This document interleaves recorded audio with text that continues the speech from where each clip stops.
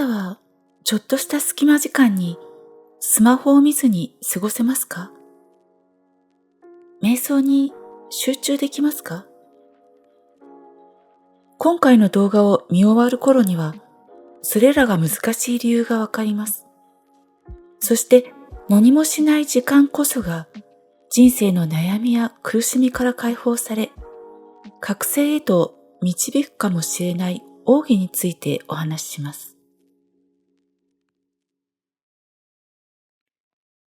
ちょっとした隙間時間とか待ち時間があると、すぐにスマホを見たくなりませんか？何もしないでいると、なんかそわそわして落ち着かない。ゆったり過ごしたいのに、何かしていないと落ち着かない。あるいは、右脳ワークなどの瞑想をすると、なかなか集中できない。そんな風に感じることはありませんか？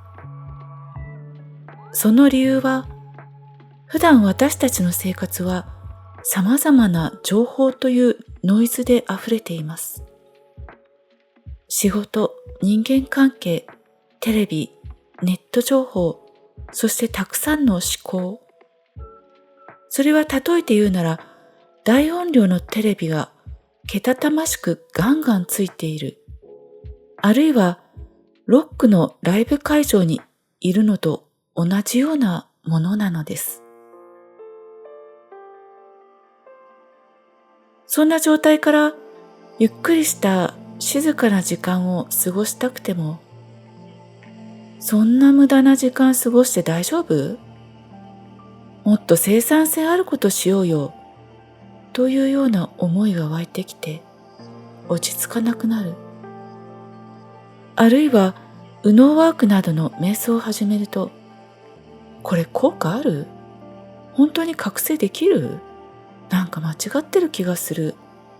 などの様々な疑問の思考がたくさん出てきます。一つ疑問が湧くと無限に出てきます。大音量のような状態から急に静かになると、脳は刺激を欲するのです。それは脳が元の賑やかさに戻りたがっているサインです。ここで大切なのは、その疑問の声に対して思考で答えを出そうとしないということです。わからないことをわからないままで答えは出さずに体の感覚に戻ってください。空白のままでいてください。疑問や質問は全部お腹に投げるようなイメージをしてください。そうすることで脳神経回路に分岐ができて右脳に近づきます。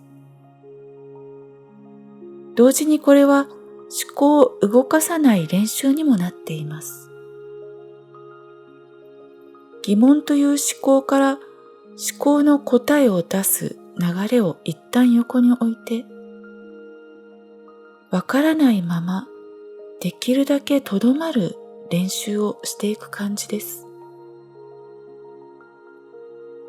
それを積み重ねていくと空間が広がります。私が重要視しているのは空間です。その空間に浮かぶのがコンテンツだとすると、通常皆さんコンテンツばかりに目を奪われてしまいます。例えるなら、水槽の中の水と金魚です。水槽の水が空間で、コンテンツが金魚です。どんなに綺麗な金魚が泳いでいても、水の方を見る癖をつけるのです。それから水槽の水を感じるようにします。金魚は一切無視するのです。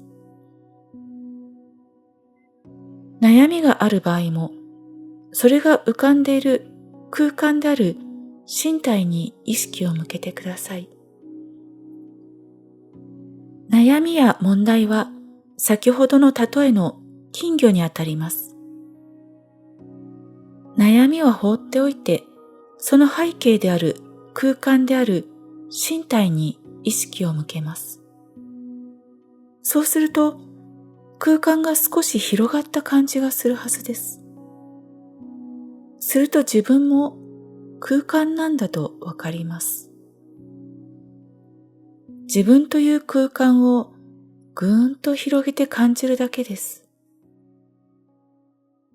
空間である身体を意識するのです。すると本当に不思議なことに、あっという間に悩み事も苦しみも消えていく、あるいは別のものに変容します。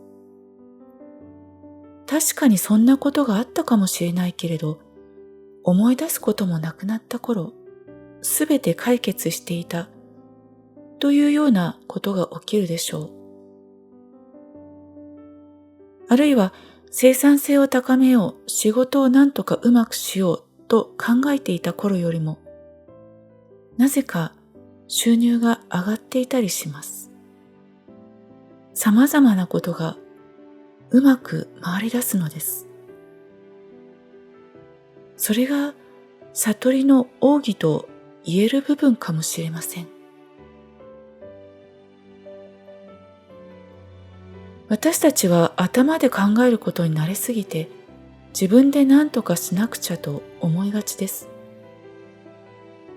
でも、頭で、つまりいろいろ考えて思考で答えを出さない、わからないまま、できるだけとどまる、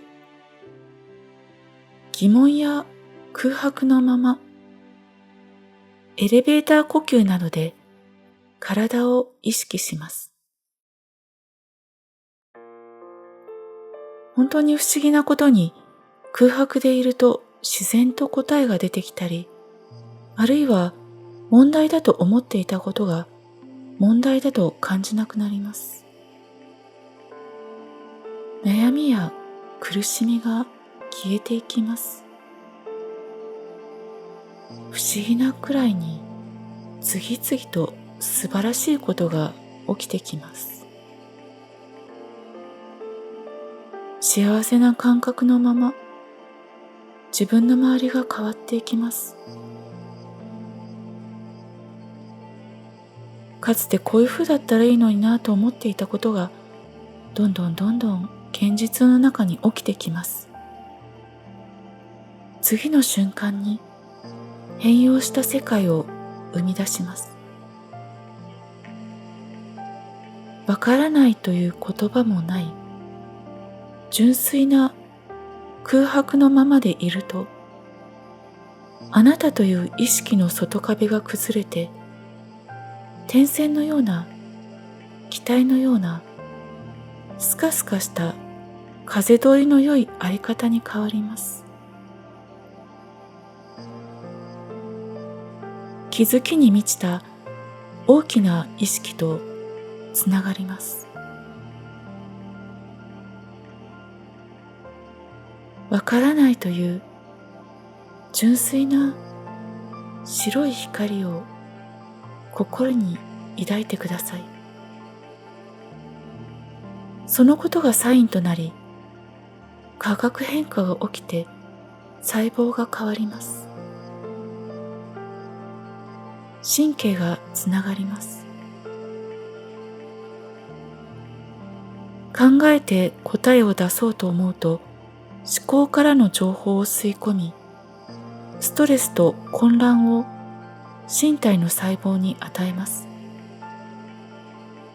わからないまま、何もしないで空白でいると、大きな意識からの情報を取り込み、細胞と神経を再び神の道に整えます。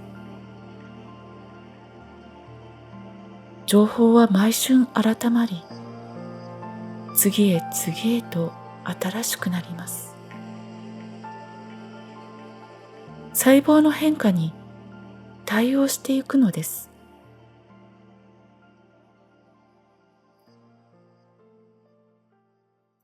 予想を立てず、理由もわからず、原因も成り立ちも社会事情も意識から外しておいてください。次の瞬間は全くの未知。ゼロから組み上げられる最新の地球であるのです。